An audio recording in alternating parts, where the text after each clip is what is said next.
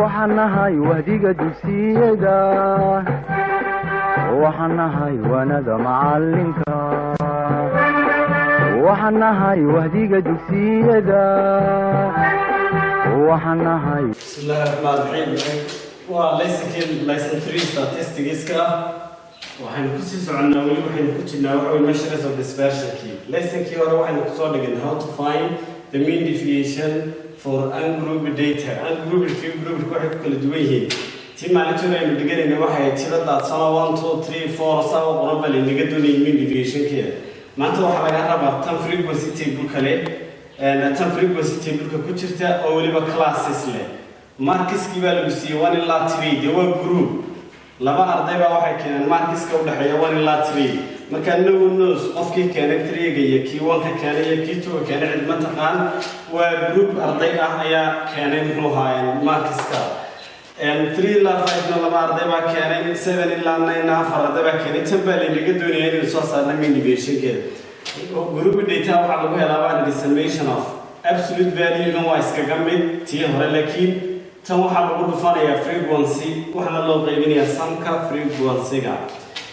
Let's do this example. The table below shows the marks obtained by 11 students in mathematics quiz. Halkan waxaad ku haysataa markiskii ay heleen 11 arday xisaab laga qaaday markaa imtixaan yar xisaab laga qaaday kan baa laga doonayaa mean deviation-ka ay marks mean deviation for the marks haddaba kan istaga iska meel raaci doona marka koobaad waxaad xasuusataa markii aad dhigan jirtay form 3-ga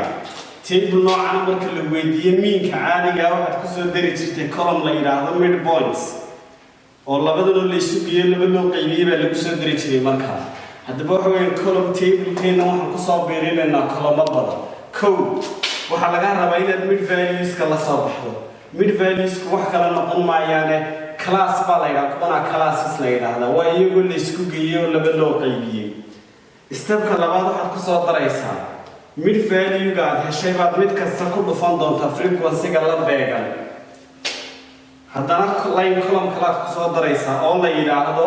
meanka wax kale maaha kii aad halka hore kula soo baxday baad isku geyn doontaa waxaanaad u qaybin doontaa sumka frequency-ga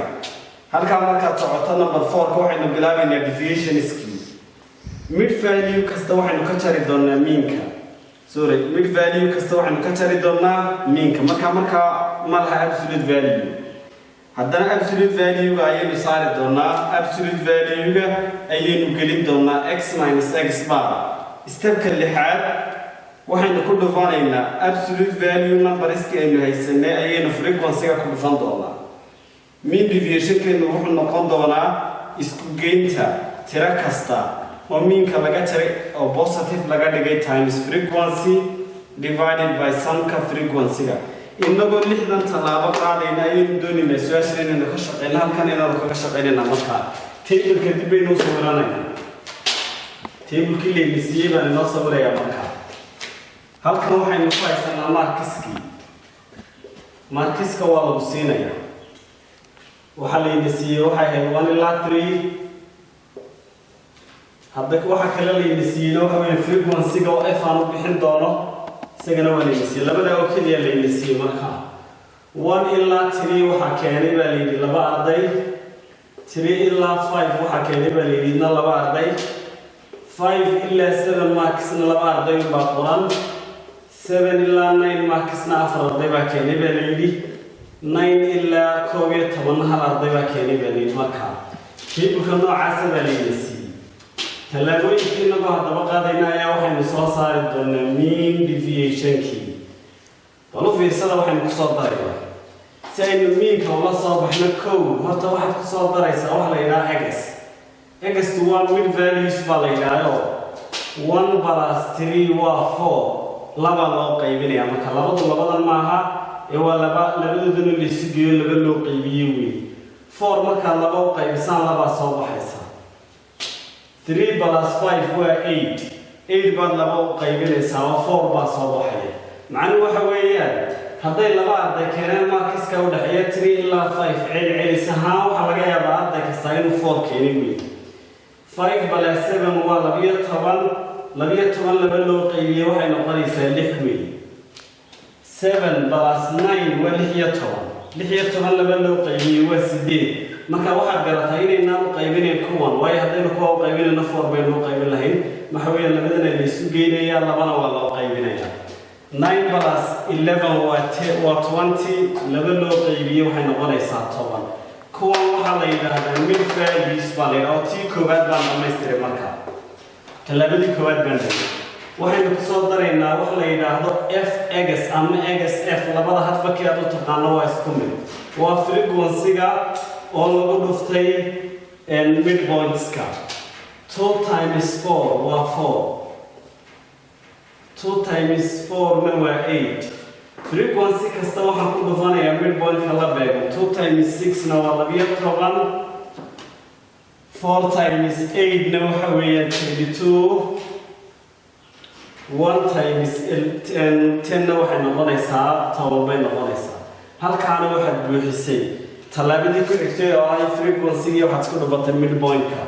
haddaba waxaad u baahan tahay talaabadiina ku xigta waxaa laynaga rabaa miinku wuxuu noqonayaa miinka waxaa lagu helaa waxaad u baahan tahay inaad la soo baxdo summationka f(x)ta waxaa kaloo u baahan tahay inaad hesho summationka frequency-ga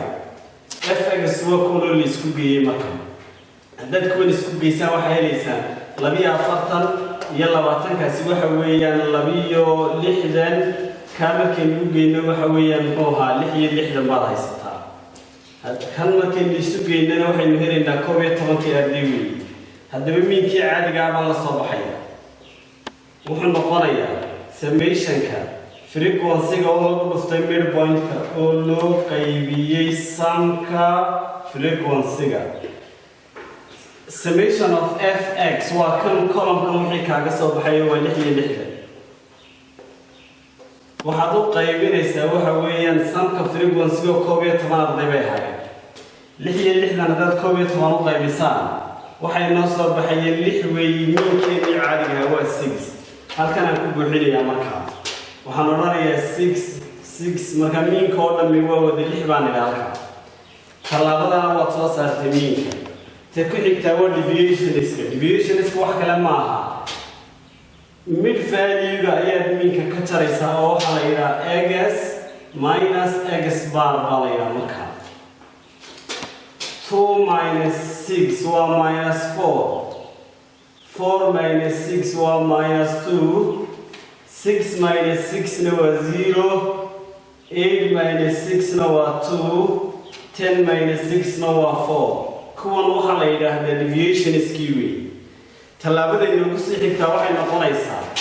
absolute value sida aynu hore u soo qaadanay baynu mid kasta waxaynu ka dhigaynaa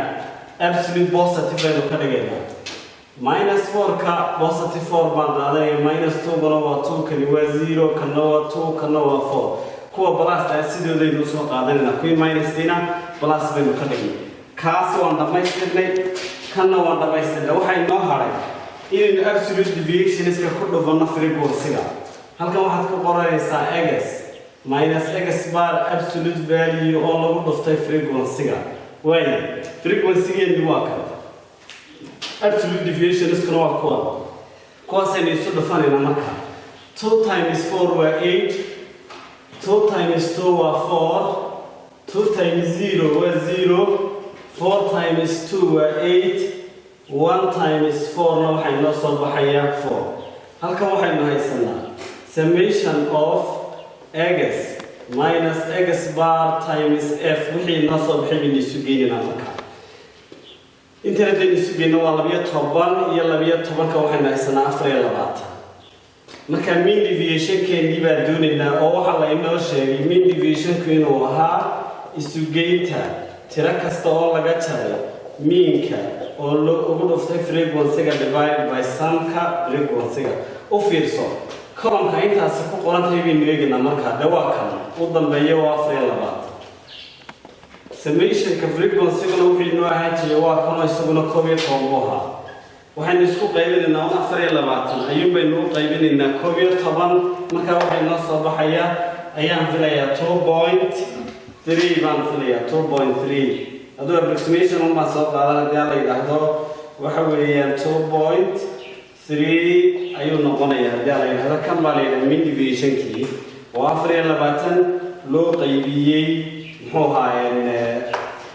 12 loo qaybinay haddaad doontaan markaa idinku calculatorkiina isticmaala